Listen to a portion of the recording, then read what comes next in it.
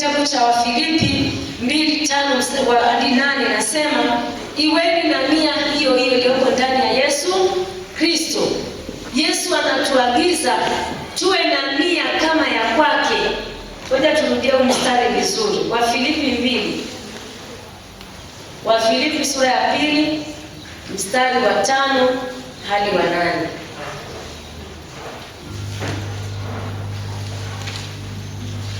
Wafilipi sura ya 2 mstari wa 5 hadi wa 8 anasema, iweni na nia hiyo hiyo ndani yenu, ambayo ilikuwamo pia ndani ya Yesu Kristo, ambaye yeye mwanzo alikuwa yu namna ya Mungu, naye hakuona kule kuwa sawa na Mungu kuwa ni kitu cha kushikamana nacho, bali alijifanya kuwa hana utukufu, akatwaa namna ya utumwa, akawa na mfano wa wanadamu.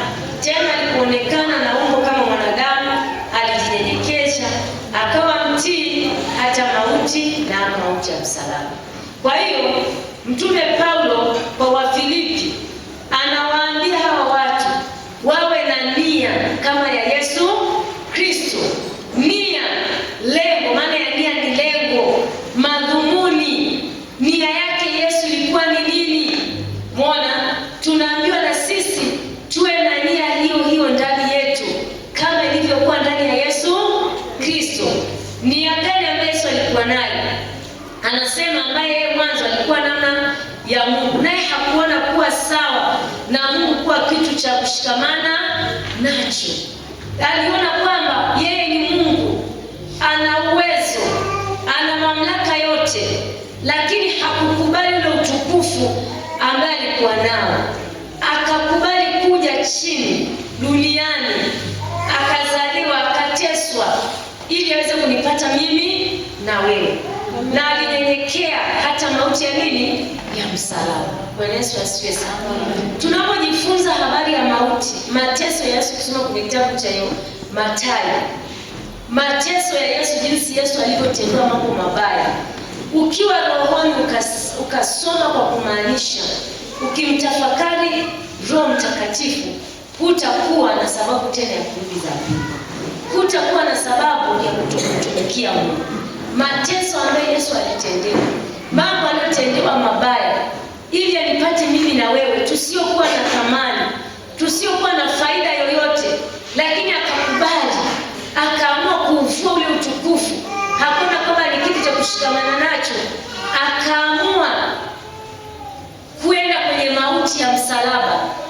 Mwana wa Mungu wakati anateswa, amebebeshwa ni msalaba, anaanguka, anavuliwa nguo, anatemewa mate, wanamdhihaki, wanamwambia kama ni mwana wa Mungu, jiokoe, jiponye, lakini alinyamaza ili aweze kunipata mimi na nani? Na wewe. Kwa tunaona jinsi gani Yesu alikuwa mnyenyekevu. Bwana tusaidie sana. Alikuwa mnyenyekevu, sio kwamba alikuwa hana uwezo wa kuamuru chochote juu ya wale watu wabaya walikuwa wanamfanyia mambo mabaya. Sio kwamba alikuwa hana uwezo wa kujiponya, lakini alikubali mapenzi ya Mungu yatimizwe kwenye maisha yake. Bwana tusaidie sana. Na sisi tunatakiwa tuwe na nia hiyo hiyo ndani ya Yesu Kristo. Hebu nyenyekea kwa Mungu wako, jifanye mjinga kwa ajili ya Yesu wako. Bwana tusaidie sana. Unajua wengine utukufu tunaosema hapa ambaye Yesu aliwacha, Yesu aliacha utukufu wake na enzi na mamlaka aliyokuwa nayo, akawa mjinga, akanyenyekea anipate mimi na wewe. Na sisi sasa utukufu na vitu tulivyo navyo tunapaswa tuviache kwa ajili ya Yesu wetu, tunyenyekee, tuwe kitu kimoja katika Kristo. Bwana tusaidie sana. Tulisema jana unyenyekevu ni ile hali ya kujishusha, hali ya kudhibiti moyo wako, usiwe na kiburi, usiwe na jeuri, usiwe na majivuno wala dharau kwa watu kwa aina yeyote. Kudhibiti moyo. Mungu anapotuinua kututoa sehemu moja kwenda sehemu nyingine, bado tunatakiwa moyo wetu tuudhibiti, uendelee kushuka kama vile hatakuwa na kitu. Bwana tusaidie sana. Nilikuwa sehemu moja Dodoma, nilikwenda kusoma. Sasa nikawa kanisani, nilikuwa nasali kanisa moja. Kuna mtu mkubwa sana wa serikali. Jumamosi tukipangiwa usafi, yule baba kila Jumamosi utamkuta anakuja na familia yake. Ni mtu mkubwa sana serikalini. Anakuja na bosi akiwepo kama yuko hajasafiri. Kwa hiyo nikasema huyu mtu ni mkubwa serikalini, analindwa na mabodyguard, lakini haoni kile cheo kama ni cha maana kwake zaidi ya Yesu wake alionaye. Bwana Yesu asifiwe sana. Maana mwingine anasema mimi ni afisa, siwezi kwenda kufanya usafi. Mimi ni afisa wa serikali mkubwa, na ni mkubwa kweli, ni mtu mkubwa sana serikalini, lakini kila Jumamosi unapoenda lazima umkute asubuhi amefika mapema na gari yake iko pale anafanya usafi na familia. Sasa mtu huyu amenyenyekea, haoni kile cheo chake kwamba ni cha maana zaidi ya Yesu wake aliyenaye. Huo ndio unyenyekevu ambao Yesu anataka. Bwana tusaidie sana. Kutokushikamana na vile vitu ambavyo vinatuinua, vinatufanya kwamba tuone kazi ya Mungu ni ya chini, kwamba sisi tumeinuliwa sana. Kwa hiyo nikajifunza kwamba huyu baba amenyenyekea, ni mkubwa serikali, lakini bado yupo anakuja kufanya usafi, analima, anafagia. Bwana tusaidie sana. Kwa hiyo ni unyenyekevu, kwa ni hali ya kudhibiti moyo wako. Usiwe na kiburi, majivuno. Kiburi, majivuno. Mungu wapinga wenye kiburi, wapa neema wanyenyekevu. Bwana tusaidie sana. Kiburi ni kibaya jamani. Kiburi, Biblia inasema kiburi utangulia nini? Maanguko. Ukishaanza na kiburi tayari unaenda kwenye maanguko. Huwezi kufika mbali. Mungu anachotendea na watu wanyenyekevu. Wewe ukianza na kiburi chako, Mungu anakuinua kidogo. Kiburi kwa watumishi wa Mungu, unaanza kuwadharau. Mungu atuache hiyo tabia. Bwana tusaidie sana. Kwa Yesu Mtume Paulo anatuambia tuwe na nia hiyo hiyo iliyoko ndani yetu kama ilivyokuwa ndani ya Yesu Kristo. Kwamba alijifanya na utukufu, akatoa namna ya utumwa, akawa na mfano wa mwanadamu. Tena alipoonekana na umbo kama mwanadamu, alijinyenyekesha. Bwana tusaidie sana. Kuwa watumwa wa Bwana Yesu. Nilisema utumishi wa kiroho sio kutumikiwa. Nifanyaje? Kutumika. Sisi ni watumwa wa Yesu. Tumika. Ukitaka Mungu akuinue, ukitaka uwe mkubwa kwenye ufalme wa Mungu, tumika. Uwe mdogo. Bwana tusaidie sana. Uwe mdogo. Nafasi yako, mali zako zisikufanye ujiinue, uone kwamba Mungu si wa thamani kwako. Mungu wetu ni wa kuogopa. Bwana tusaidie sana. Mungu wetu tunataka tumuogope. Mungu tunatakiwa tutetemeke mbele zake. Tumepata neema ya wokovu, mtu wa Mungu. Hii ni neema, sio kitu cha kawaida, ni neema. Huwa pale nikienda kushuhudia maneno yangu, mtu anakwambia natamani niokoke, lakini nashindwa. Natamani, nashindwa. Unaona kwa nini? Neema haijamzukia. Bwana tusaidie sana. Anatamani niache hii pombe, lakini nashangaa kesho amerudi tena. Anatamani, bado neema haijamzukia. Kwa sisi ambao tumepata hii neema, tunapaswa tuishikilie kwa nguvu. Tutetemeke, tuishike, tuitunze hii neema ya wokovu. Bwana Yesu asifiwe sana. Biblia inasema tutapataje kupona tusipojali wokovu mkuu namna hii? Wokovu ambao Mungu ametupa, tunawezaje kupona? Tunatakiwa wokovu ili tupone, tunatakiwa tutembee na Mungu wetu vizuri. Tunatakiwa tuwe na mahusiano yetu na Mungu vizuri. Tunatakiwa tukae vizuri na Mungu wetu. Bwana tusaidie sana. Tunyenyekee. Mungu wetu ni Mungu anaishi. Mungu wetu yuko hai. Hawezi akakuacha. Utumishi wako sio bure mbele zake.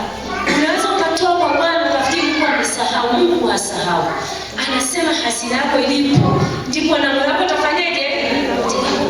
Hazina yale unayofanya kwa ajili ya Mungu wako, siku moja utayakuta.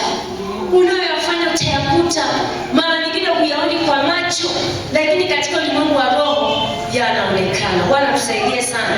Yananena. Ukisoma kwenye kitabu cha Matendo, Kornelio anatokewa na malaika. Anaambia Kornelio, sadaka zako na maombi yako yamefika mbele zangu, yamekuwa ukumbusho. Bwana tusaidie sana. Kwa chochote unachokifanya kwa Bwana ni ukumbusho, mtu wa Mungu. Haupotezi kwenye utumishi huu. Tunapomtumikia Mungu aliye hai, hatupotezi. Yamkini unaona Biblia shetani anakuletea mawazo mabaya kama mbona unafanyaga tu onekana. Yupo Mungu aliye hai, ana majira na nyakati zake kwa ajili yako. Bwana tusaidie sana. Wewe kazi yako ni kutumika, ni kunyenyekea, ni kukaa vizuri na Mungu wako. Majira na nyakati ambayo huyajui, utamwona Mungu akikutokezea. Bwana tusaidie sana. Lakini sifa ya pili tulisema lazima uwe mtii. Ili uwe mtumishi wa kiroho safi, lazima uwe mtii. Kutii ni kitendo cha kukubali, kufuata maagizo, maelekezo unayopewa na mamlaka ya juu zaidi yako wewe, bila kujali unayataka au huyataki. Bwana tusaidie sana. Yaani maagizo unayoagizwa, unapofanya hivi. Watu wenye familia nyumbani, wenye watoto wanaelewa. Bwana tusaidie sana. Kuna mtoto unaweza kumtuma fulani, Frank njoo, haya kimbia dukani, anaanza kuleta kama fanyaji, kama hataki, si ndio? Unataka kuchapa wewe, hebu kimbia. Hakubaliani, lakini ukishaonyesha ukali na fanyaje, inabidi akubaliane na wewe, si ndio? Kwa kutii, aidha unakubali au ukubali, lazima umtii Mungu. Bwana asifiwe sana. Lazima umtii Mungu. Mungu anasema maagizo yake si mazito, ni mepesi. Kwa tumtii Mungu. Kutii kuna baraka. Bwana tusaidie sana. Kutii kuna baraka. Wewe tii Mungu wako aliyekuita, tii viongozi, tii mchungaji wa kanisa, wakuu wa idara, watii viongozi wako. Kuna baraka kwenye kutii. Bwana tusaidie sana. Huwa tuna kwenye watumishi wa serikali huwa kuna siku pia wafanyakazi. Si wao mnasikia mosi. Wale wafanyakazi ambao ni watii kwa mabosi wao, si wao wanazawadiwa? Mfanyakazi bora. Kwenye ubora kwa sababu gani? Ni mtii wa maagizo, ni mtu ambaye anajituma, anajishughulisha kwa bosi wake. Kwa bosi anamuona, bosi anampa nafasi na yeye kuzawadiwa kwamba ameonekana ni mtii. Kama wanadamu wanafanya hivyo, Mungu wetu je, si zaidi jamani? Mungu ni zaidi. Mungu ni zaidi, anafanya watu wa Mungu. Hebu leo tutafakari katika jicho la kiroho kwamba Mungu anafanya. Hata hivyo ulivyo, Bwana amefanya kwa ajili ya kumtumikia. Amina. Hivyo ulivyo Bwana ameshafanya. Maana unang'aa, unapendeza kwa sababu Bwana amefanya. Kwa lazima tumtii Mungu. Ukisoma Yakobo 4 mstari wa 7 anasema, Yakobo 4:7, Yakobo 4:7 anasema, basi mtiini Mungu, mpingeni shetani naye atafanyaje? Atawakimbia. Kumtii Mungu. Unajua unapoyafanya mapenzi ya Mungu, unapomtii Mungu, shetani mwenyewe huwa anakimbia. Yaani haumfukuzi kwa maombi, humfukuzi kwa kukemea. Wewe kwa kumtii Mungu wako. Kwa mfano, umeambiwa sasa hivi njoo kwenye semina, umekuja. Tayari umemtii Mungu, shetani amefanyaje? Amekimbia. Anakimbia kwa namna gani? Kwa mfano, usingekuja kwenye semina hii, amkini uko nyumbani, wanakuja marafiki, jamani mama fulani, mnakaa, mnaanza ombea, si ndio? Mnaanza kuongea, mwisho mnamkosea nani? Mungu. Umemkaribisha shetani. Lakini kumbe ungemtii Mungu, Mungu angekukaribia na shetani angefanyaje? Angekimbia. Wewe sasa hivi uko hapo unamsikiliza Mungu, una mawasiliano mazuri na Mungu wako, Roho Mtakatifu anasema na wewe, shetani hawezi kukukaribia. Kwa hiyo tunatakiwa tumtii Mungu na tumpinge nani? Shetani. Mpinge. Kama ni muda wa ibada, sema naenda kanisani. Haijalishi kuna kazi amna, naacha kwa ajili ya Mungu. Kama ni biashara unafunga, unamtii Mungu wako, unaenda kumwabudu Mungu. Maana kuabudu Mungu ametuagiza kwamba tusiache kukusanyika. Si Mungu ameagiza jamani? Kusanyiko Mungu ameliagiza toka enzi zile za wana wa Israeli. Anawatoa katika nchi ya Misri, anapeleka nchi ya Kanaani. Walikuwa wanakusanyika, wanakaa. Mungu anasema nao, Mungu anawapa maagizo. Huo ndio utamaduni wa Mungu wetu, tukusanyike, tusikie maagizo yake. Tuonyane, tufundishane, tutiane moyo katika safari ya kwenda mbinguni. Mtu anayehudhuria ibada hata kiroho chake kiko vizuri. Amina. Anayekuja hata akifika lazima unamwona anapiga hatua moja kwenda hatua nyingine, kwa sababu anamtii Mungu, anasikiliza Mungu anasemaje kila ibada. Lakini wale ambao hawaje kanisani, wanaorukaruka, leo yupo anapotea, hata maisha yake ya kiroho hayawi vizuri, anakuwa ni mtu mwenye michangano, maana shetani naye yuko kazini. Bwana tusaidie sana. Mungu yuko kazini na shetani yuko kazini. Kwa hiyo tunapaswa tuwe makini sana. Wewe mtu mmoja unawindwa, shetani anataka akutoe kwenye neema hii, lakini Mungu naye anakuangalia. Na Mungu wetu ni Mungu wa uhuru, ni Mungu wa demokrasia. Halazimishi mtu. Sawa? Mungu halazimishi, ametupa uhuru, ni sisi kuamua. Si anakuambia chagua. Unachagua kumtumikia au kutokumtumikia. Yoshua anawaambia wana wa Israeli, chagueni leo ni nani mtakayemtumikia. Kama ni Mungu wa mbinguni, mimi nimechagua kumtumikia na familia yangu. Bwana tusaidie sana. Na wewe uchague, uwe na uamuzi mzuri wa kumtumikia Mungu na kwa kumtii. Leo tunaenda sifa ya tatu. Sifa ya tatu leo, sifa ya mtumishi wa kiroho. Sifa ya tatu ni kujitoa. Mtumishi wa kiroho lazima ajitoe kwa ajili ya Mungu wake. Kujitoa. Tusome kitabu cha Warumi sura ya 12 mstari wa 1 hadi wa 2. Ni kujitoa. Warumi sura ya 12 mstari wa 1 na wa 2. Warumi sura ya 12 mstari wa 1 na wa 2 nasema, basi ndugu zangu, na wasihi kwa huruma zake Mungu, itoeni miili yenu iwe dhabihu iliyo hai, takatifu ya kumpendeza Mungu, ndiyo ibada yenu yenye maana. Wala msifuatishe namna ya dunia hii, bali mgeuzwe kwa kufanywa upya nia zenu, mpate kujua hakika mapenzi ya Mungu yaliyo mema, ya kumpendeza na ukamilifu. Sifa ya tatu ya mtumishi wa kiroho, lazima awe na moyo wa kujitoa. Kujitoa ni nini? Kujitoa ni kukubali kutanguliza mambo ya Mungu mbele, halafu ya kwako yakafuata. Hali ya kujitoa ni kukubali kutanguliza mambo ya nani? Ya Mungu mbele, halafu ya kwako yanafanyaje? Yanafuata. Kujitoa. Bwana Yesu asifiwe sana.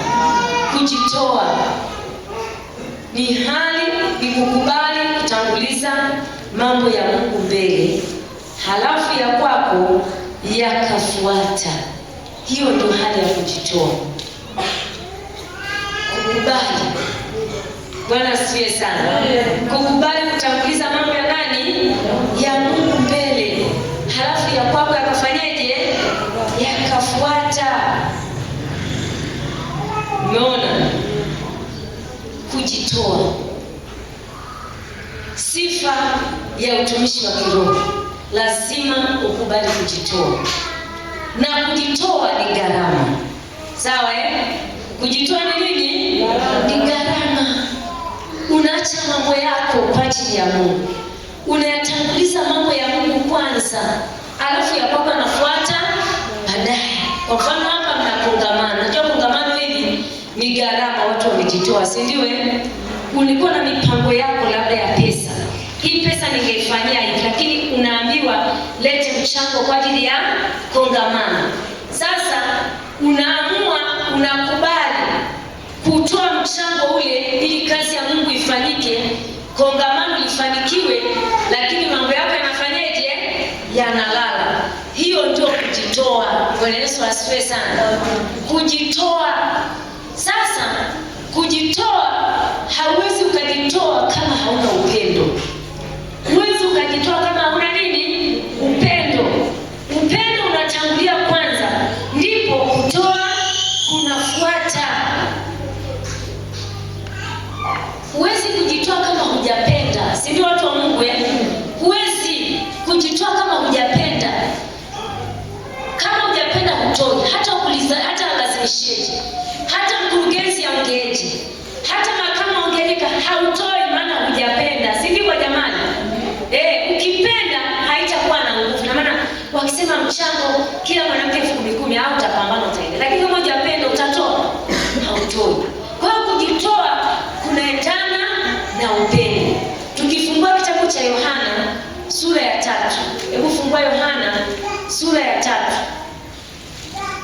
Yohana sura ya 3 mstari wa 16, Biblia inasema, kwa maana jinsi hii Mungu alipenda ulimwengu hata akamtoa mwanae pekee, ili kila mtu amwaminie asipotee, bali awe na uzima wa milele. Kwa hiyo Mungu alianza na upendo. Upendo alianza katupenda kwanza. Alipotuumba akatuangalia, akasema sasa hawa wanadamu tumeomba kwa mfano wetu, mbona wanaangamia? Tufanyaje? Mimi ninachotaka niwe na ushirika nao, maana alitupenda. Baada ya kutupenda akaingia hatua ya pili, kufanyaje? Kutoa. Bwana tusaidie sana. Kwa hiyo huwezi kutoa kama una upendo kwa Mungu wako. Ili ujitoe vizuri, lazima umpende Mungu kwanza. Ukimpenda Mungu, kutoa itakuwa ni jambo jepesi sana. Bwana asifiwe sana. Kimpenda Mungu, tuchukulie mifano ya kidunia tu. Wengine hapa kabla hatujaolewa, wewe mama, kijana alikupenda, si ndio? Huyo baba ambaye uko naye alikupenda jamani. Alianza akakupenda. Alipokupenda akaanza kujitoa kwa ajili yako.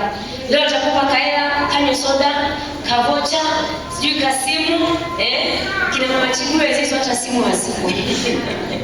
Wenyewe kwa anaandika barua kwenye makaratasi. Bwana Yesu asifiwe. Kwa hiyo mzee Mungu alipompenda huyu mama, alionyesha kujitoa kwa ajili ya huyu mama. Hawezi ukasema unapenda kwa maneno tu. Lazima kupenda kuendane na vitendo. Si ndio jamani? Ukisema mimi napenda na wanawake wa Nyamagana Kaskazini, nitaona mnajitoa kwa ajili yangu. Si ndio watu wa Mungu? Utasema kumbe kweli wamenipenda hao watu. Wamenijali kwa sababu wameonyesha nini? Kwa vitendo. Ndivyo Mungu wetu alionyesha kwa upendo. Alipotupenda hakuishia kupenda tu. Akaingia na kufanyaje? Kutoa. Akamtoa Yesu kwa ajili yetu ili aweze kutuokoa. Ni upendo mkubwa sana. Bwana asifiwe sana. Yaani anamtoa mwanae wa nini? Wa pekee, Yesu Kristo. Yaani akamchagua kwa pekee huyo, nenda duniani, nenda ukaokoe watoto wangu.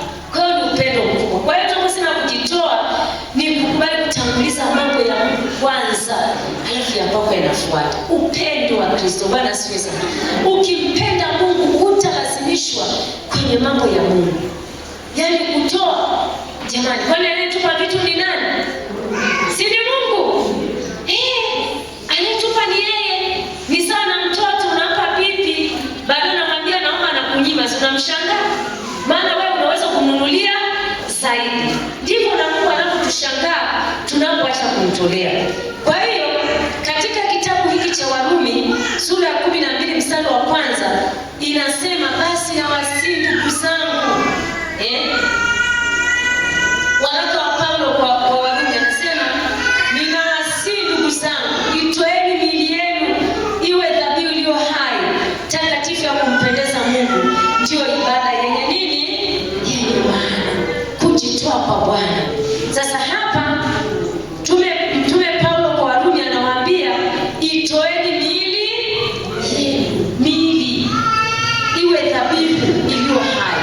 Miili. Kwa nini akusema pesa? Akasema mwili. Kwa sababu mwili umebeba kila kitu. Bwana asifiwe sana. Mwili una kichwa, mwili una macho, mwili una masikio, sivyo jamani? Una pua zinanusa, una mdomo wa kusema, una mikono, una miguu, mwili una viungo mbalimbali. Sasa Paulo anasema, itoeni miili yenu iwe dhabihu iliyo hai. Dhabihu ni sadaka iliyo hai, takatifu ya kumpendeza Mungu, ndio ibada yenye nini? Kumbe ibada yenye maana ni miili yetu. Bwana tusaidie sana. Ibada yenye maana ni nini? Ni miili. Maana mwili umebeba hata roho, si ndio jamani? Roho iko ndani ya mwili, imo ndani, imekaa. Sasa miili yetu tunaambiwa tuitoe iwe dhabihu takatifu ya kumpendeza Mungu, ndio ibada yenye maana. Miili, tuna macho. Bwana asifiwe sana. Tunajifunza utumishi wa kiroho. Sawa Utumishi wa kiroho. Kwa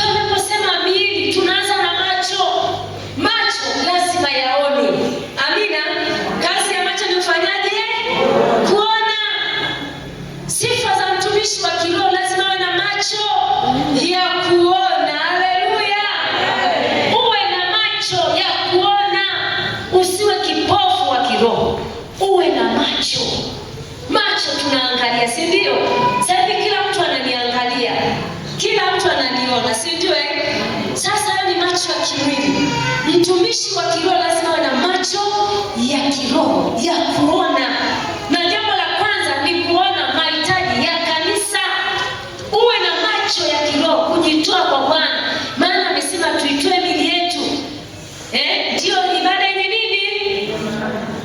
Macho yako yaone. Unaona kanisani kwako kuna upungufu gani? Kuna mambo gani ya Mungu ambao unatamani nyumba ya Mungu ikae vizuri? Uone, uwe na macho ya kuona.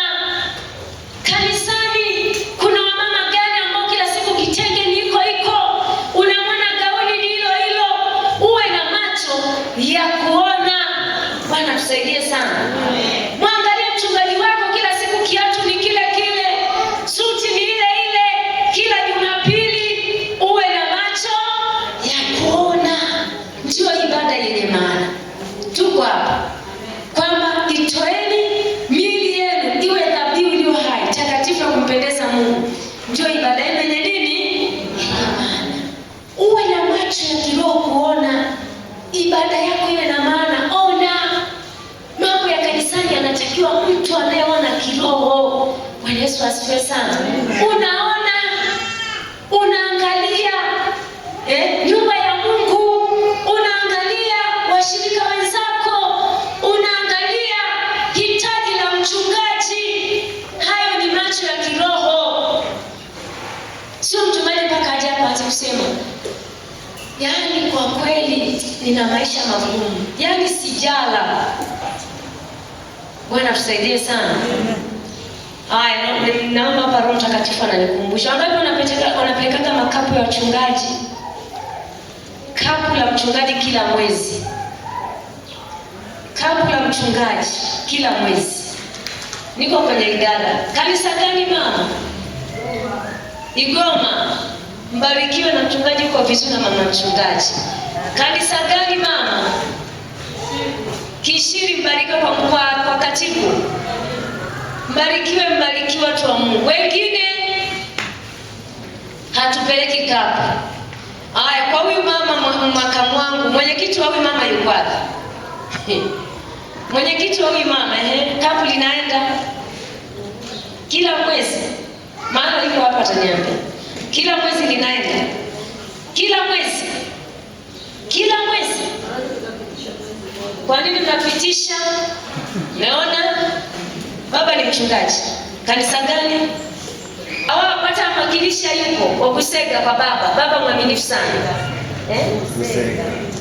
Haya, washirika huyu mzee. Busenga haya. Busenga hawajafika. Mkurugenzi, mkamtie baba moyo. Ikembe. Kakembe, washirika huyu mama. Haya, mko wapi Kakembe? Mama, mnapeleka kapu? Mmeanza. Kwa mchungaji analala njaa. Nyie, mama hapa. Bushitu. Washirika wa Bushitu. Mnapeleka kapu mama? Kila mwezi kwa uaminifu. Mama anacheka, yaani nyinyi wanawake nyie ni waongo. Fumagila, washirika wa Fumagila hawapo.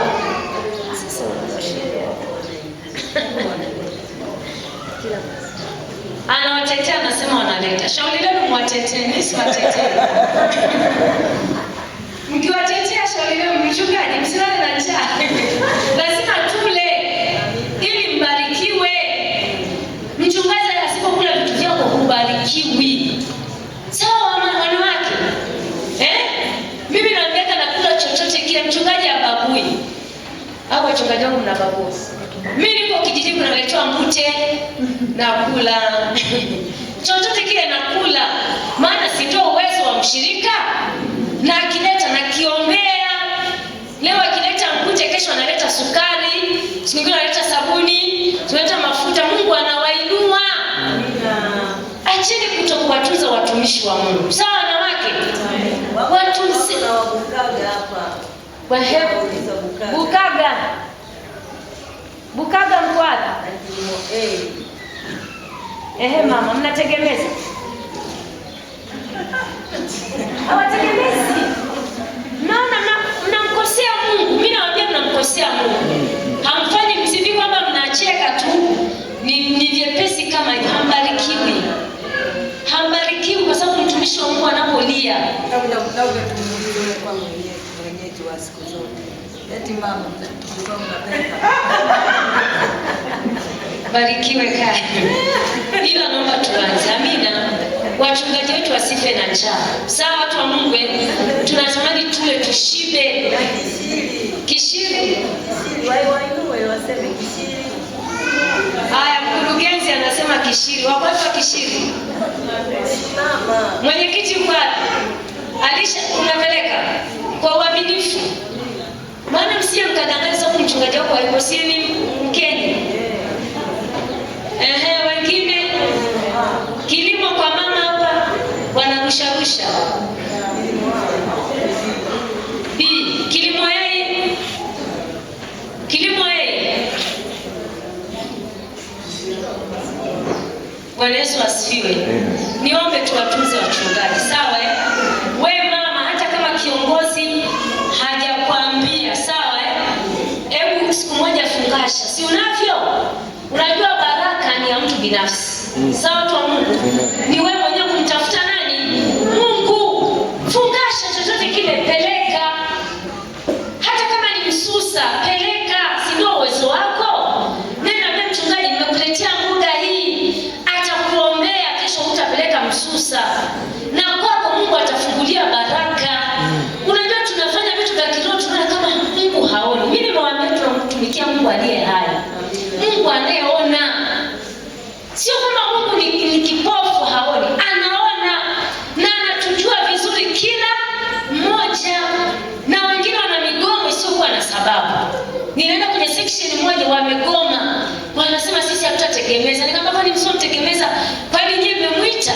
Mtashangaa atakula, atavaa, atapemana yupo mwenye kazi, lakini ole wenu laana kwenu. Wasema tufanye sikukuu ya mchungaji, hatuna uwezo.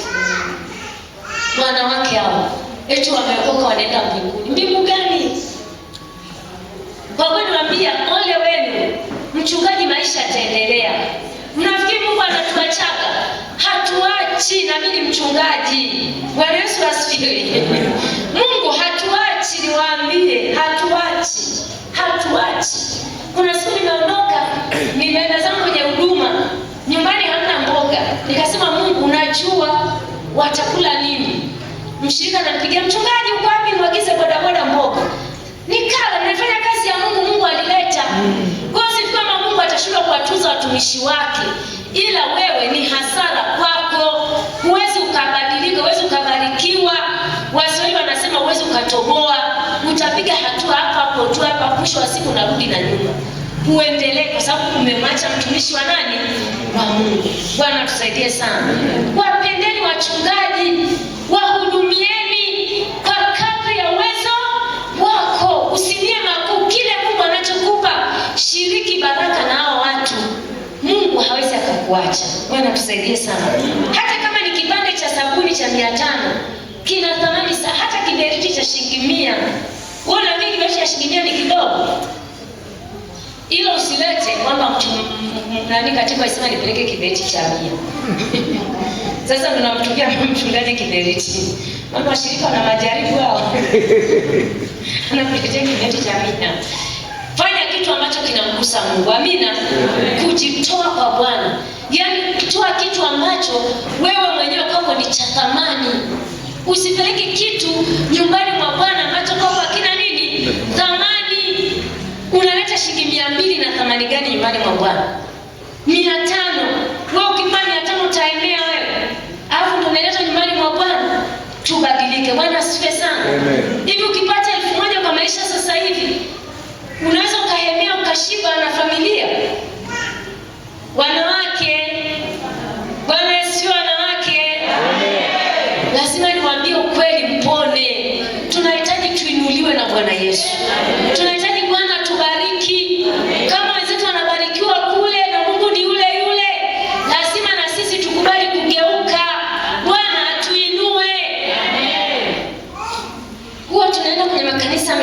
makongamano mengine unakuta magari yamepaki ya wanawake. Utoaji wao si wa kawaida. Wanajua namna ya kumtumikia nani? Mungu. Wewe K1000 unakaficha, K2000 unakaficha.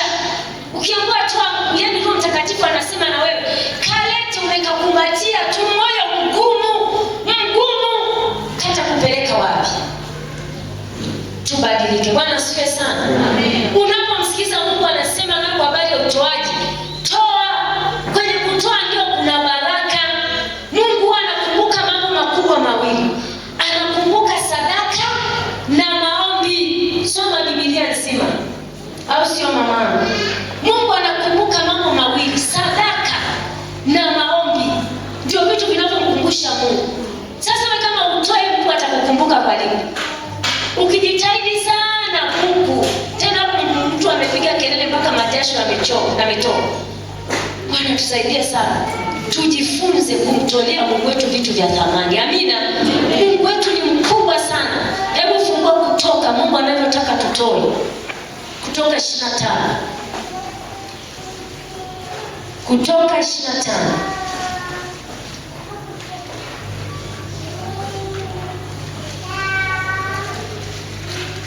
Kutoka sura 25, taomba nisome tu mstari wa kwanza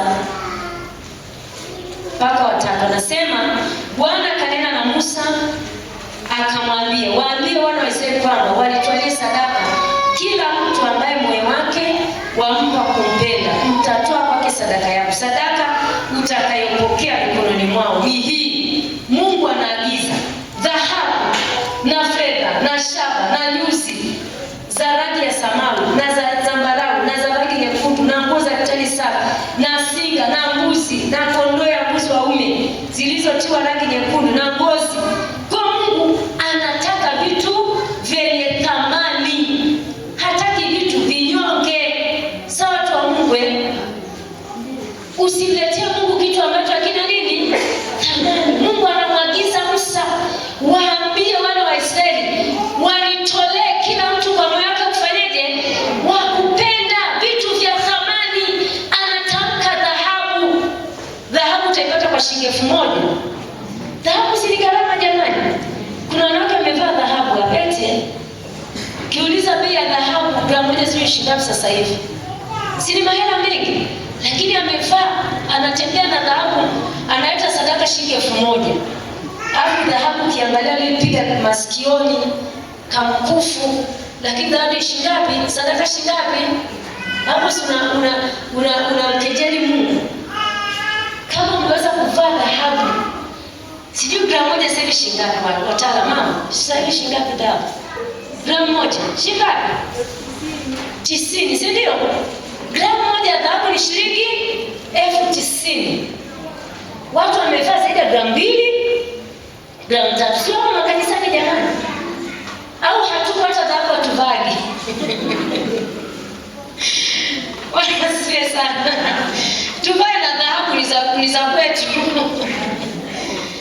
Tutazivaa kama tutamtanguliza Bwana. Amina. Tunatakiwa tuvae, tujipambe hizo, lakini tumtangulize nani? Mungu kwanza. Mungu anaagiza tulete dhahabu, tulete fedha, tulete vitambaa vizuri, na rangi amezitaja. Anamwambia Musa, waambie wana wa Israeli watoe. Mungu anataka tutoe. Bwana asifiwe sana. Anataka tutoe wanawake, ili tubarikiwe lazima tuwe watoaji. Mungu atakukumbuka kwa sadaka na maombi. Tuko kwenye kujitoa kwa Bwana. Amina. Kwa hiyo kwenye Warumi, tuko kwenye mstari wangu, Warumi 12:1. Anasema, na wasihi kwa huruma zake Mungu, itoeni miili yenu iwe dhabihu iliyo hai, takatifu, ya kumpendeza Mungu, ndio ibada yenye nini? Macho. Uone macho. Amina. Ona kwenye nyumba za watumishi wa Mungu, unaona kabisa mchungaji wako ukienda nyumbani hata jiko aliwaki. Uliza, yani wewe macho si anaona jamani? Umefika asubuhi saa 2, huoni jiko linawaka. Si unajua hapa hamna sukari ya chai. Si macho anaona jamani? Unaona?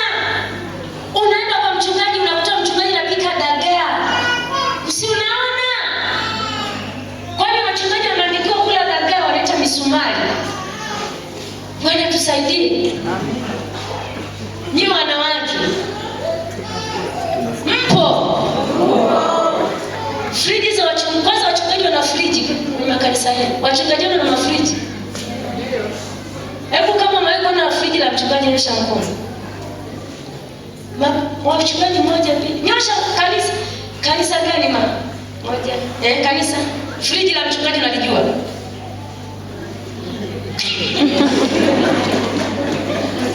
Najua mafriji ya wachungaji. Basi hata washirika wachungaji hawana mafriji. Jamani, hapo kwa mna mafriji. Wanayo, si ndio? Mama mzuri pale. Mwe kuangalia friji la mchungaji mle kwenye kanisa, kwenye friji la mchungaji. Mwe kuangalia. Kwa kutana na vitu gani?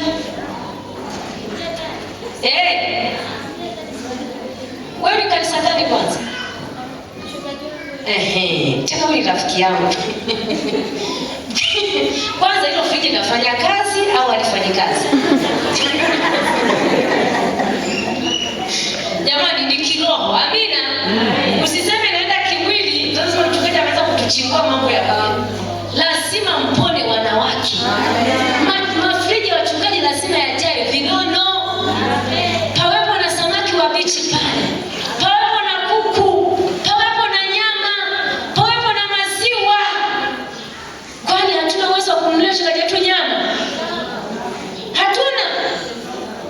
Kwa nini mafriji ya wachungaji wengine wanataka kuna nyama? Yaani hili lazima tu hizi ni mboga, wameandika hapa ni mboga. Na ni idara ya wanawake inashughulika. Wameandika sasa mama fulani atapeleka nyama. Mama fulani kesho atapeleka samaki. Huyu mchungaji hata kuombea baraka wewe. Mchungaji huyu hata kesha na waombea mkabarikiwa. Niwaambie siku hizi tumewaacha wachungaji wanajipigania na maisha yao. Hawatuombei na laana imeingia kanisani. Kwa maana wanawake tuna madeni ya kutosha na tuko kanisani. Uongo kweli? Nani hana madeni hapo? Anyosha kwa sababu mimi sina deni. Vikundi vinatumaliza. Madeni. Kwa nini tumewacha watumishi wa Mungu? Laana imeingia. Hawa hawaombi, wanajali wakatafute wale na familia. Maana hatuwatunzi. Mchungaji atakaa kule na kuombea wewe anajua watoto wale watakula nini na familia. Hebu tuseme atakaa ombe. Unajua leo tunafundishana vizuri. Amina. Leo naenda taratibu nielewe. Huyu mchungaji huwezi akakaita na kuombea wewe. Anaona leo hamna ramani ya familia. Atakachokifanya anaangalia mimi nikatafute kibarua, nipige kazi, nipate hela nilishe watoto wangu. Tutabarikiwa kanisa. Utabarikiwa mwanamke. Kazi zako zitaenda. Utajifanya tu unafanya kazi lakini mshahara tu kwenye mifuko iliyotoboka. Tumeacha kanuni. Watumishi wa Mungu wakishiba, wakakaa vizuri, wanatuombea. Si ndio jamani? Upako unashuka. Hata akisema Mungu waangalie wanawake wakati. Siku mchungaji kifunga anawaombea, Mungu anawaangalia. Sawa wanawake? Na maombi ya mchungaji yana nguvu. Kuingine sasa mimi nitajiombea. Huyu ni mpako mafuta wa Bwana, ana baraka zako. Kweli jiombee, lakini bila kuombewa na mtumishi wa Mungu baraka zake ni sawa utabarikiwa, lakini baraka za mchungaji ni za muhimu kwako. Bwana Yesu asifiwe sana. Naomba tutembelee mafriji ya wachungaji. Sawa? Na wale ambao wachungaji hawana friji, sio kwamba watu wachungaji wana friji. Naelewa wengine hawana. Friji za wachungaji zijae. Sawa Zipumue uhai. Amina. Tukifungua pale tukute samaki wabichi, tukute nyama, vitu vinono. Si ndivyo wameandikiwa watumishi wa Mungu? Sio mchungaji unaenda kwake dagaa leo, kesho dagaa. Mchungaji mpaka ananukia dagaa. Alafu nataka roho ashuke. Roho atashuka kweli watu wa Mungu? Roho atashuka. Wanawake. Bwana asifiwe. Haleluya. Imependeza vizuri kweli na wachungaji wapendeze. Amina. Wachungaji wenu wenyewe wafanyeje? Wapendeze. Tuwabarikie watumishi. Uwe na macho ya kuona, ndio ibada yenyewe maana. Lakini uwe na pua kazi yake kufanyaje? Kunusa. Uwe na pua, unuse harufu. Pua inanusa harufu nzuri na harufu. Si ndio jamani?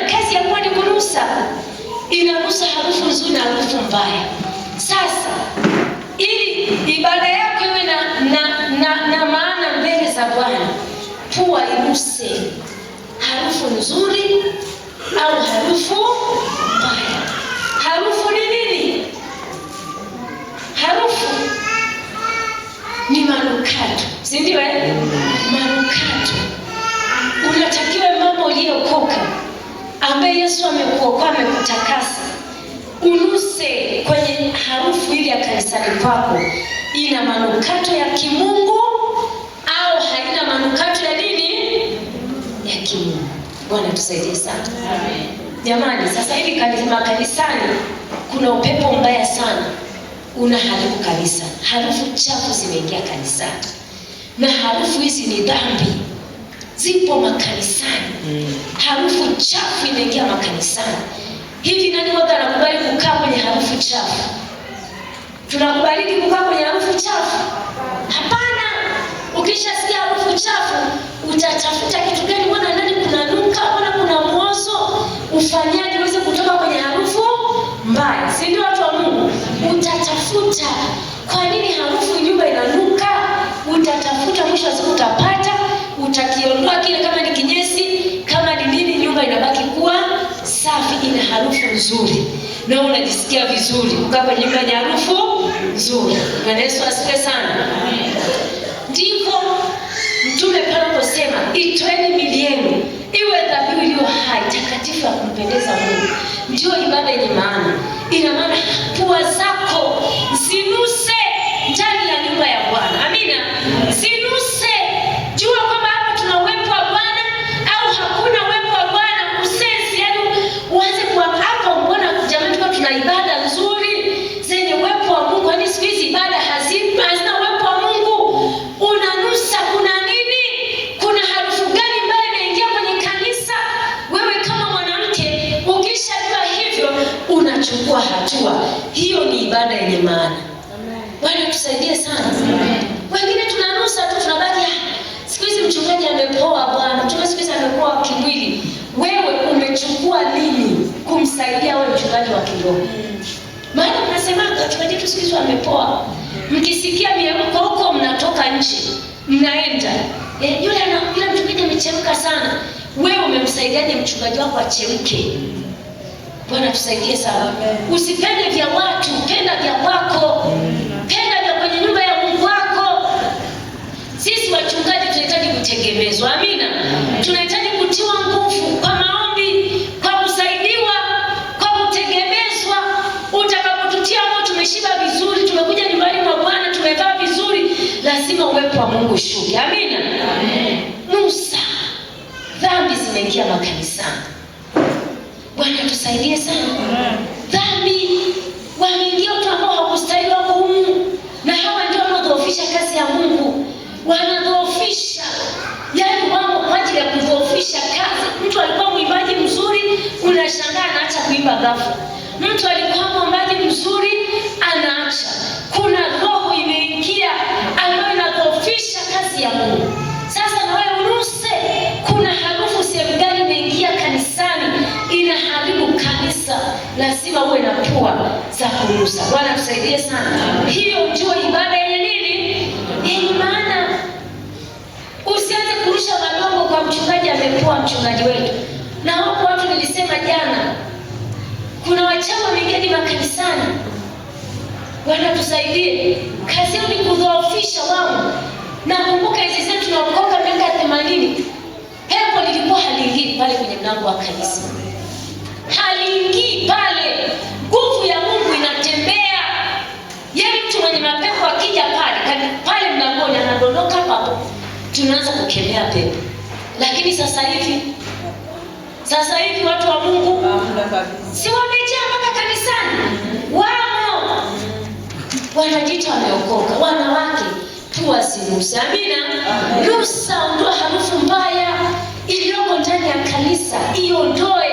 Na tunaiondoa kwa nini? Kwa maombi. Amina. Uwe muombaji na shukuru na somo la maombi linaendelea. Uwe muombaji. Uombe, kubali kujitoa mwili wako kwa ajili ya kufunga. Kazi ya Mungu iendelee. Mungu anaangalia mtu mmoja. Amina. Wewe unasema mimi najitoa siku 3 na kwenda kumtafuta Mungu.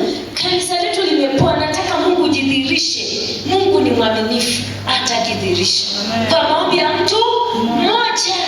Usikubali mpaka watu eti tukusanyike, mwenyekiti wa mama hasemi siku hizi sisi tufanyaje? Jamani, Mungu ni Mungu wa mtu binafsi. Utumishi ni wa mtu binafsi. Kwa hiyo ukisema msubiri mwenyekiti atangaze maombi, unachelewa. We madam una pua zimenusa, una macho yameona, amka. Maana Biblia inasema itoeni miili yenu iwe dhabihu iliyo hai, ndio sadaka kumpendeza nani? Ndio ibada. Unapoona mambo na kuyashughulikia, kutatua matatizo, hiyo ndio ibada yenye maana. Bwana tusaidie sana. Lakini tuna mikono lazima ifanye kazi ya Mungu, itumike. Tuna miguu, lazima tuwahubiri watu habari njema, tuwashuhudie watu wamjue Mungu. Bwana tusaidie sana. Niwaambie watu wa Mungu, sisi Mungu ametuokoa kwa kazi kubwa moja ya kuwaleta watu kwa nani? Kwa Yesu. Tumepewa kazi moja ya kuwaleta watu kwa Yesu. Wewe sema.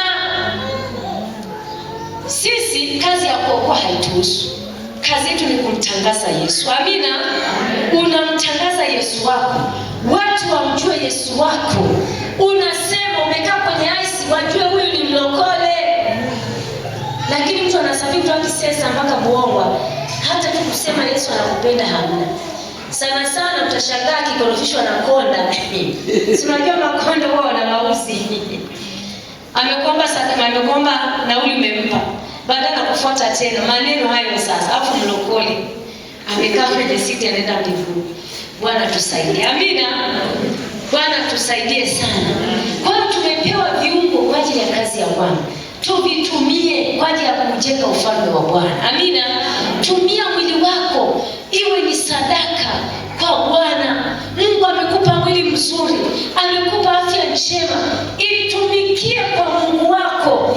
Amekupa mali, jitoe kwa Mungu wako, na Mungu hawezi akakuona. Bwana asifiwe sana. Mungu hawezi akakuacha, hawezi. Mungu sio mwanadamu jamani. Mungu wetu anaishi. Yaani utamwona Mungu tu kwa viwango ambavyo sio vya kawaida. Utashangaa Mungu anaachilia mifereji ya baraka kwa ajili yako. Mpeni wa kimungu utapita kwa sababu umejitoa kwa ajili ya kazi yake. Sifa za mtumishi wa kiroho, lazima ajitoe, na kujitoa ni gharama. Sawa watu wa Mungu, ni gharama. Ni kuacha mambo yako kwa ajili ya Kristo, ni kuyatanguliza mambo ya Mungu, na Mungu hawezi kukuacha. Ndio maana akasema utafuteni kwanza ufalme wangu na haki yangu, na mengine mtafanyaje? Mtazidishiwa. Kuna kuzidishiwa. Mungu akikupa hata uzima ni baraka. Baraka sio lazima uwe na magari. Ukiwa na mgonjwa hospitalini ndio utajua umuhimu wa uzima. Kama umewahi kuuguza utajua uzima ni nini. Sawa watu wa Mungu. Mateso unayopata unapoguza mgonjwa, utasema Mungu, kumbe hata uzima ulionipa ni baraka. Maana ukiwa unauguza, kwanza mali inaisha, muda unapotea, si ndio Magonjwa unashangaa, yani bize ule hospitali, yani kulali kutulia sababu ya mgonjwa. Lakini mkiwa wazima si ni baraka jamani? Mnainuka mnaenda kwenye shughuli zenu, unafanya unarudi. Ni baraka. Na hiyo ndio ya muhimu zaidi kuliko vitu vingine vyote. Bwana tusaidie sana. Sifa ya 4.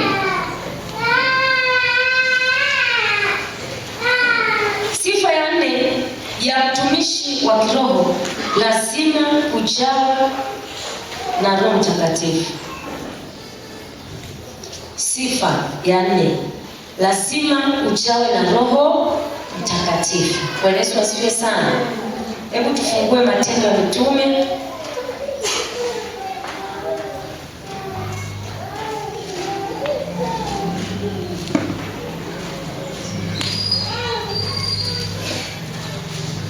Matendo ya Mitume sura ya 2.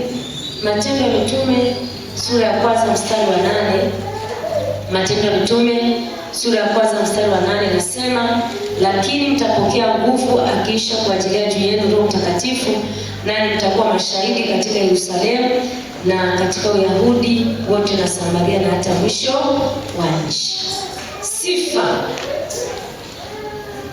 Sifa ya mtumishi wa kiroho, lazima uwe na nguvu ya Roho Mtakatifu.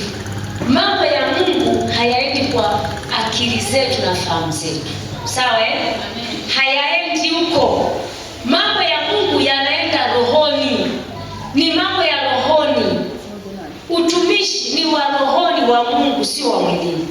Ndio maana mtu naambiwa lete zaka kamili nyumbani mwa Bwana, ili kiwemo chakula chafanyaje? Mnijaribu muone kama sitawafungulia madirisha. Alafu na kuachilia mtamkemea bila afanyaje? Ni mambo ya rohoni yetu. Mungu anawezaje kumkemea lai? Mungu atafunguaje madirisha ni aone, si ndio? Kwa mambo ya rohoni yanatambulika kwa jinsi ya nini? Ya rohoni. Tunaposema zaka, peleka zaka kamili. Zaka tunajua wote, si ndio? Na wote hapa siwaaminiana kwa mtu mwaminifu. Zaka hii, yaani umepata shilingi 10,000, ukachukua shilingi 1,000 ukaileta madhabahuni hapa, ina matokeo makubwa sana kuliko unavyoweza kufikiria. Na usipoitoa nayo ina matokeo makubwa vile vile. Unapotoa zaka, Mungu anaposema nitakufungulia madirisha ya mbinguni na kukumwagia baraka, unaweza usiyaone madirisha, lakini kwa namna ya rohoni utayaona hayo madirisha, utaona na hizo baraka, kwa sababu umekuwa mwaminifu kutoa fungu la nini? La 10. Fungu la 10 ni ulinzi kwa mshirika, yaani ni ulinzi wako. Fungu la 10 ni kinga yako wewe Mkristo, kama unatoa kwa uaminifu. Katika ulimwengu wa roho lina matokeo makubwa sana. Unapoona unaendelea na familia yako, mko salama, watoto wako wako salama, mume wako salama, biashara zako ziko salama, kama wewe ni mwaminifu, kuna mkono wa Mungu juu ya ile familia, kwa sababu ya kutoa fungu la nini? La 10 kwa uaminifu, sio kwa kudanganya. Sawa watu wa Mungu, kuna mambo Mungu anatusaidia, tunapita, tunavushwa na mkono wa Mungu bila sisi kujua. Tumetokaje hapa? Kumbe ni zile sadaka za fungu la nini? La 10. Mungu anatuangalia. Unashangaa ajali ilikuwa inatakiwa itokee, watu waangamie, lakini kwa sababu yupo mtumishi wa Mungu mwaminifu, Mungu anaepusha ile ajali bila wewe kujua. Mambo ya rohoni, kwa sababu ya kumtolea Mungu nini? Fungu la 10 ni la muhimu sana kwa wewe mwanamke. Kama umekuwa sio mwaminifu kwenye semina hii, hebu anza kuwa mwaminifu kumtolea Mungu zaka kamili, alafu utaona Mungu alivyo mwaminifu kwako. Sasa tunasema sifa ya 4, huyu mtu ajawe na nguvu ya Roho Mtakatifu. Huwezi kuwa na utumishi wa kiroho kama huna nguvu ya Roho Mtakatifu. Huwezi. Ndio maana Yesu anawaambia wanafunzi, kaeni msitoke mpaka mvikwe ule uweza. Uweza ni uwezesho. Huwezi kuwa mtumishi bila kuwa na nguvu ya Roho Mtakatifu. Roho Mtakatifu tumefundishwa sana makanisani, jinsi anavyotenda kazi, jinsi anavyotusaidia, jinsi anavyotukumbusha, jinsi anavyotuelekeza. Roho Mtakatifu anasema na sisi, anatukumbusha, anatuelekeza. Bwana atusaidie sana. Hata namna ya kuvaa, Roho Mtakatifu anasema unaweza ukavaa nguo fulani, tukisema hapana, hii nguo usiende nayo kanisani. Roho Mtakatifu anasema. Bwana atusaidie sana. Sasa huwezi kuwa mtumishi wa kiroho kama hauna nguvu ya Roho Mtakatifu. Roho Mtakatifu ni wa muhimu sana kwa Mkristo, ni wa muhimu sana. Na kama haujajawa na nguvu ya Roho Mtakatifu, mtafute, maana yeye anapatikana wakati wowote. Ni wewe tu kuwa na shauku, kuwa na kiu ya kumtaka, maana Roho Mtakatifu ndio mtendaji mkubwa katika nafsi 3 za Mungu. Yeye ni mtendaji mkuu. Mambo yote ndio anayetenda, yanayohusiana na kanisa, yanayohusiana na mtu binafsi. ni Roho Mtakatifu. Bwana Yesu asifiwe sana. Bila Roho Mtakatifu, mtu wa Mungu, ulokole utaona ni ngumu. TAG utaona ni ngumu. Maana hauna nguvu inayokusaidia. Lakini ukiwa na hii nguvu itakusaidia. Utakuwa ni mtumishi mzuri. Mungu atakusaidia katika sifa hizo zote tulizoona. Utajitoa kwa uaminifu, maana una nguvu inayokuwezesha. Watu wengi wanashindwa kuyafanya mapenzi ya Mungu, kufanya yale ambayo Mungu ametuagiza, kwa sababu hawana nguvu ya Roho Mtakatifu. Ukimwambia kitu kama kongamano na anapoteza muda. Ukimwambia mambo ya kutoa, wamezoea wachungaji la zetu. Ukimwambia hivi, na TAG ni nzuri mno, kanisa langu nalipenda, lakini kanisa langu ni nzuri na nahitaji michango tutoe. Bwana asifiwe. Yote yaende, yanataka tutoe, maana sisi wenyewe ndio tunajihudumia, hatuna mzungu wa kutusaidia. Wafadhili wa kazi ya Mungu ni sisi wenyewe. Sasa ukiwa huna Roho Mtakatifu, utasema michango imezidi na kimbia na kanisa. Kumbe unamkimbia Mungu. Hata huko uliko utakutana na michango. Amkutana naye. Tena kule mnanyongwa vibaya mno. Kuna mshirika mmoja alikuwa anaabudu kanisa fulani. Akasema ile kanisa limezidi. Huyo alikuwa ni mama, mfanya kazi. Yaani michango. Idara ya mama michango. Kanisa michango. Sehemu michango. Mimi jimbo hili kanisa siwezi. Kakimbia ni makanisa yetu ambaye ameanzisha, si ndio? Kaenda kule, alipofika mama, wewe unafanya kazi sawa. Sasa wewe sadaka yako ile 300. Sadaka yako shilingi ngapi? 300. Wenzetu walioko kule wana mchezo. Sisi tunamchezea Mungu. Akaambiwa 300 tena kwa masharti. Akarudi tena. Akarudi tena kanisani kuomba rehema. Maana ni washirika mlivyo. Kutoa ni baraka. Amina. Amen. Tuna Mungu mwenye vyote. Amen. Tuna Mungu mpaji. Roho Mtakatifu akiwa katikati yetu. Tukiambiwa tutoe, tutatoa kwa furaha, kwa moyo wa kupenda, kwa moyo wa kuchangamka, maana tunamtolea Mungu wetu. Maana tunampenda Mungu wetu. Tumejawa Roho Mtakatifu. Hatuoni ni hasara kumtolea Mungu wetu. Bwana asifiwe. Unajua kuna watu walitoa mpaka uhai wao kina Petro. Kisoma kitabu cha Matendo ya Mitume, Petro yuko tayari kufa. Kwambia wamemfuata ile makono mbele, sasa wenyewe mnataja hili jina kwa Mungu gani? Nasema lazima tulitaje jina la Yesu. Lazima tulihubiri. Hatuwezi tukaogopa yeye wanadamu. Sisi tunamwogopa Mungu wetu. Walimjua Mungu maana walikuwa wamechewa na nguvu ya Roho Mtakatifu.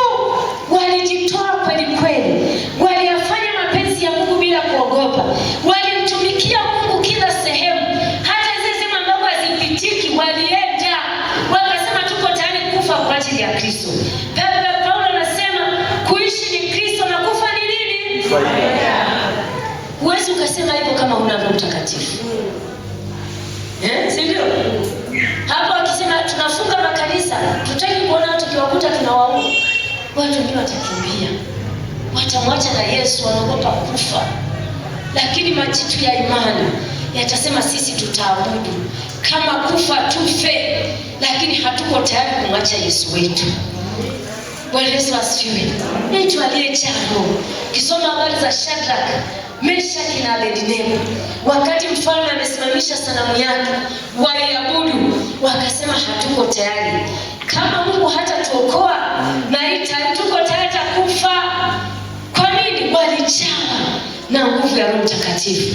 Unajua ukijawa na nguvu ya Roho Mtakatifu, hakuna maisha mazuri nikwambie kama kujawa na nguvu ya Roho Mtakatifu. Yaani unaishi kwanza kwa ujasiri. Unaishi kwa kujiamini. Hauogopi chochote. Maana nguvu ya Mungu iko ndani yako. Umembeba Mungu ndani ya maisha yako. Hauogopi Roho Mtakatifu akiwa ndani mwako. Alafu Roho Mtakatifu ni mzuri, anatupasha na habari. Atakwambia mama fulani, usipite hii njia. Mama fulani, usipande gari hili. Mama fulani, usinunue wigi hili. Mama fulani, anakuelekeza Roho Mtakatifu. Haleluya. Roho Mtakatifu sana. Ukitaka uone wokovu wako ni mzuri, mtafute Roho Mtakatifu. Mtafute, yaani mtafute asiondoke. Alafu kisha mpata, usimhuzunishe. Sawa Tunaambiwa usimhuzunishe nani? Roho Mtakatifu. Usimhuzunishe. Kumhuzunisha maana yake nini? Akikueleza kitu, anakuelekeza kwa sauti ya upole, unakataa. Anakwambia mama, acha usiende huko. Wewe umeshupaza shingo. Mama, usiende huyu jirani yako sio mzuri, umo tu. Huyu rafiki sio, anasema na wewe. Anasema unamhuzunisha. Na mwisho wa siku anakimbia. Na tunaamua tusimzimishe nani? Usimhuzunishe. Akiingia kwako, hebu tembea naye, kaa naye vizuri, anachokuagiza kitii. Bwana tusaidie sana. Unajua ukiwa na Roho Mtakatifu, hata usiku atakuamsha, si ndio? Anakuambia amka mama, omba. Sasa na umechoka, unajua nimechoka kwa naye maombi na unavuta shuka. Kumbe ana jambo na wewe. Yeye ni Mungu anayeona. Yupo kila mahali. Anajua yote. Anaona yote. Sasa na kuamsha usiku omba, hauombi. Bwana tusaidie sana. Kuna siku Roho Mtakatifu aliniamsha usiku saa 7. Sio bwana nimechoka, lakini nikasema namtii. Nilipoamka nikaanza kuvunja roho ya mauti, nikavunja Roho Mtakatifu kuvunja. Nikavunja kama masaa 2 hivi usiku. Baadaye nikalala. Asubuhi dadangu ananipigia, nilikuwa nakufa. Nimeenda sijui nimeumwa na nyoka wapi usiku. Sio yani anasema nimeponea hivi, nikasema jina la Bwana libarikiwe. Roho Mtakatifu aliniamsha kukemea roho ya nini? Ya mauti. Kama ningelala leo dadangu angekuwa amekufa. Tusaidie sana. Tumtii Roho Mtakatifu. Anapokuelekeza fanya. Fanya, usimkatili. Anachokuelekeza kitii, maana anaona, anajua hatari iliyoko mbele yako. Roho Mtakatifu anakuambia funga omba siku 2. Unaanza kusema kwani ajui mimi nitumwa na madonda ya tumbo? Yes, anajua kwamba una madonda, unafikiri Roho Mtakatifu hakujui. Roho Mtakatifu anatujua. Amina. Maana yeye ni Mungu. Ni Mungu anatujua. Anapokuagiza kitu fanya. Anapokuelekeza kitu fanya. Mara nyingine anakuambia kabisa chukua huu mchele mpelekee mama fulani. Unaanza kusema mimi nimpe mama Pita mchele, mama Pita anakukosa mchele. Unaona? Kumbe hujui mama hana mchele, Roho Mtakatifu anaona. Tusimhuzunishe Roho wa Bwana. Tusimhuzunishe Roho wa Bwana. Mtii anachokuelekeza. Mtumishi wa kiroho lazima uchawe na nguvu ya Roho Mtakatifu. Roho Mtakatifu ajae kwako, upokee uwezesho mpya wa kuifanya kazi ya Mungu. Hii nguvu itakusaidia hata kazi ya Mungu utaiona ni nyepesi. Bwana Yesu asifiwe. Amen. Ndaumishi. Naomba niache hizi sifa twende kwenye faida.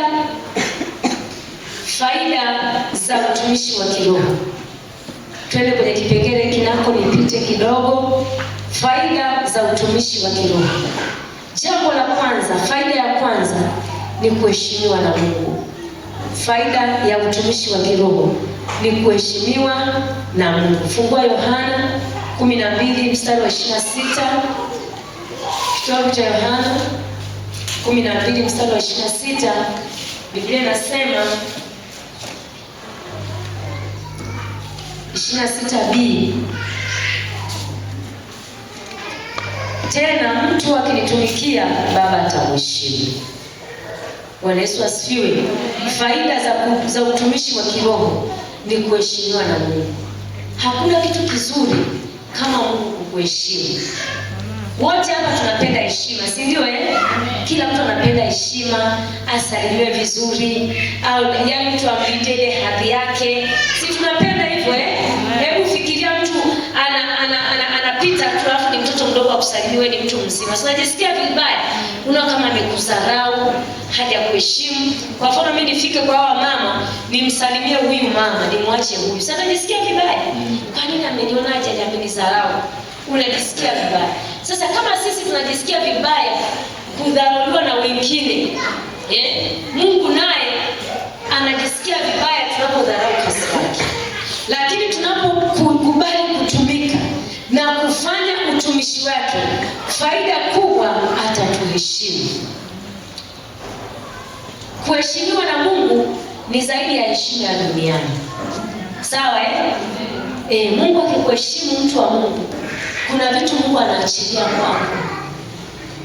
Heshima ya kimungu, Mungu atakuheshimu. Mungu akikuheshimu, atakutolea watu kwa ajili yako. Mungu akikuheshimu, hawezi akakuacha, atakujali, atakutunza, maana anajua wewe ni mtumishi wake. Watumishi wa serikali na waheshimu watumishi wake, inawajali, haiwaachi. Ndio maana mtumishi wa serikali akipata kesi tu, haraka wamefika kwa sababu anamheshimu mtumishi wake. Na siku moja kuna mwalimu mmoja alishikwa ghafla, gavana kapigwa simu, akaachiliwa polisi. Huyu ni mtumishi wa umma. Unaona serikali inaheshimu watu wake. Je, Mungu sio zaidi? Ni zaidi. Mungu atakuheshimu. Utasema Mungu ataniheshimu. Je, Mungu ana maeneo mengi ya kukuheshimu. Kwanza anakupa kibali. Amina. Heshima ya kwanza ni kupata kibali. Kila unapotembea unakubalika, maana wewe ni mtumishi wa nani? Wa Mungu. Unatembea na kibali cha kimungu, maana unamheshimu Mungu, unamtumikia Mungu. Lazima Mungu akupe nini? Kibali. Hakuna kitu kizuri kama kupata kibali mbele za Bwana. Hakuna kitu kizuri na hicho kama hauna, kitafute ukipate kibali. Kibali ni kukubalika. Unakubalika na watu, unakubalika na jamii, unakubalika na familia, maana wewe ni mtumishi wa Bwana. Haleluya. Kibali, faida ya kumtumikia Mungu, unaheshimiwa. Na ukishaheshimiwa, Mungu anakupa kibali. Lakini Mungu hashiki kukupa kibali tu, anaachilia na ulinzi wake juu yako. Mungu hawezi kukuacha. Jambo la pili, ulinzi. Utasoma kitabu cha Zaburi 121 mstari wa 2 hadi wa 8. Bwana ndiye mlinzi wako. Amina. Mtumishi wa Mungu analindwa na Mungu.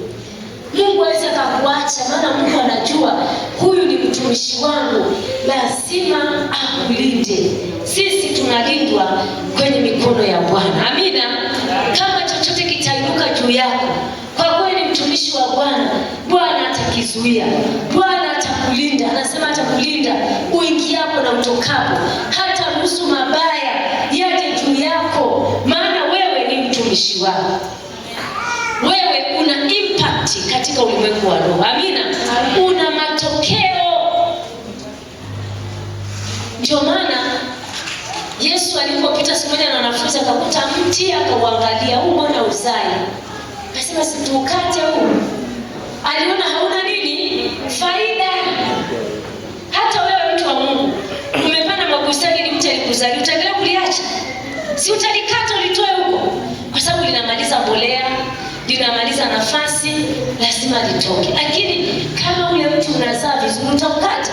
Si utakuwa unauangalia, unauchunga, unaupalilia usiharibiwe, maana ule mti kuna matokeo chanya kwako.